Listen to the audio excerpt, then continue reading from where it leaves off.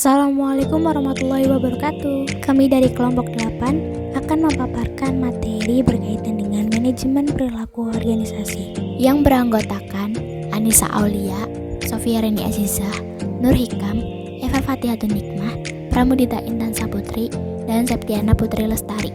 Keberagaman dalam organisasi adalah suatu organisasi di mana memiliki perbedaan individu seperti umur, jenis kelamin, ras, etnis, dan lain sebagainya. Ada dua jenis karakteristik. Yang pertama, karakteristik demografis adalah ilmu pengetahuan sosial yang mengkaji tentang penduduk, baik itu desa, kecamatan, kabupaten, provinsi, maupun negara.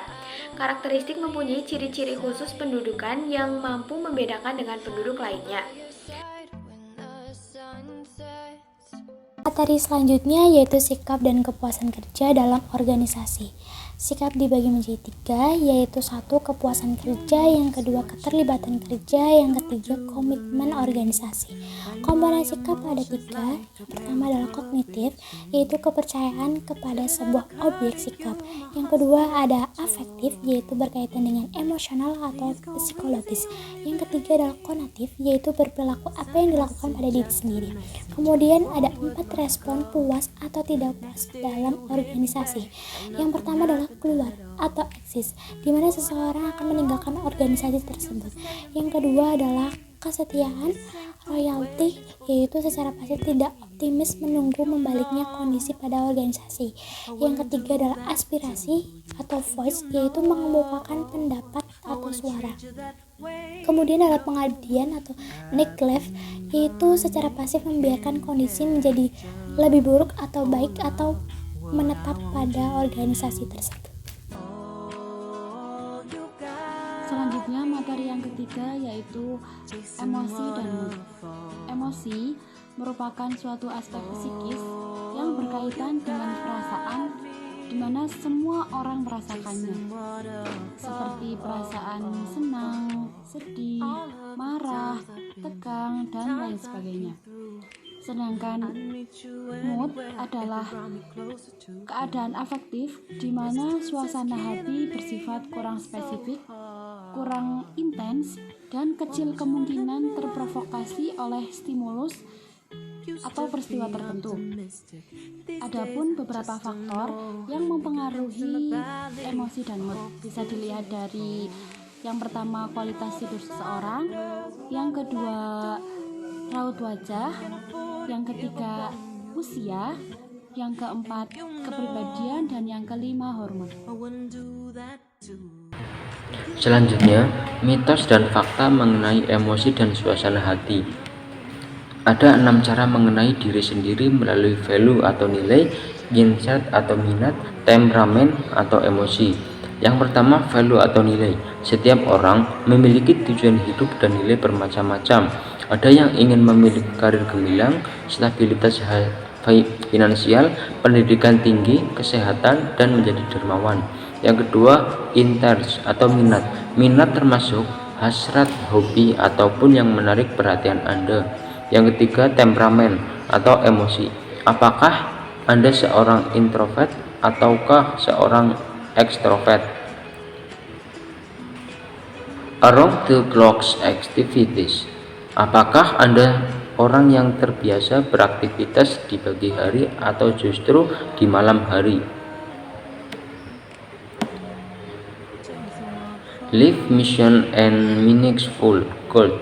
Luangkan waktu untuk memikirkan peristiwa yang paling berkesan yang pernah terjadi dalam hidup. Kemudian, strengths atau kekuatan. Kekuatan tidak hanya mencakup kemampuan, keterampilan, dan bakat, tetapi juga kekuatan karakter seperti kesetiaan, rasa hormat terhadap orang lain, terus kemauan untuk terus belajar, kecerdasan emosional, keadilan, dan sebagainya. Yang menyadari kekuatan diri merupakan salah satu dasar membangun kepercayaan diri.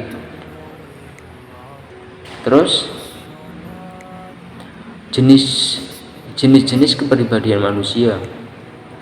Ada sanguinis, terus ada koleris, terus ada plegamis,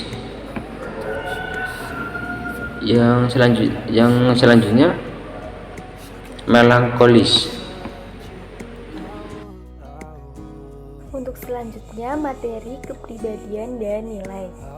Ada 6 cara untuk kita dapat mengenali diri kita sendiri, yaitu yang pertama melalui nilai, yang kedua minat, yang ketiga emosi atau pembawaan, yang keempat jam biologis, yang kelima misi, dan yang keenam kekuatan.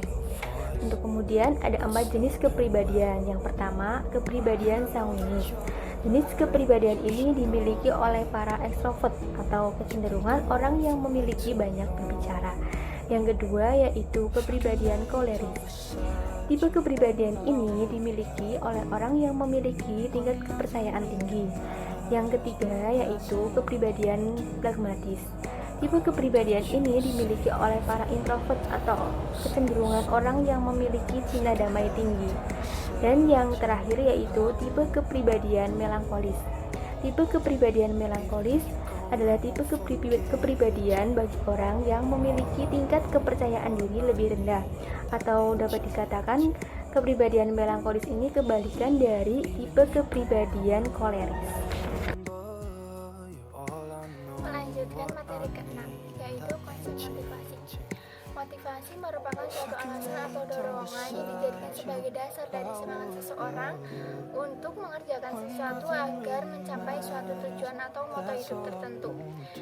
Bentuk dari motivasi ada dua, yaitu motivasi intrinsik dan motivasi ekstrinsik. Adapun prinsip-prinsip dari motivasi, yang pertama yaitu prinsip introduction, yang kedua prinsip komunikasi, yang ketiga prinsip mengakui andil bawahan, yang keempat prinsip mendelegasi wewenang, dan yang kelima yang terakhir itu prinsip memberikan perhatian. Motivasi sangat penting. Dengan motivasi dapat mendorong suatu organisasi dalam mencapai suatu tujuan. Motivasi juga dijadikan sebagai faktor utama yang dapat mempengaruhi perkembangan suatu organisasi.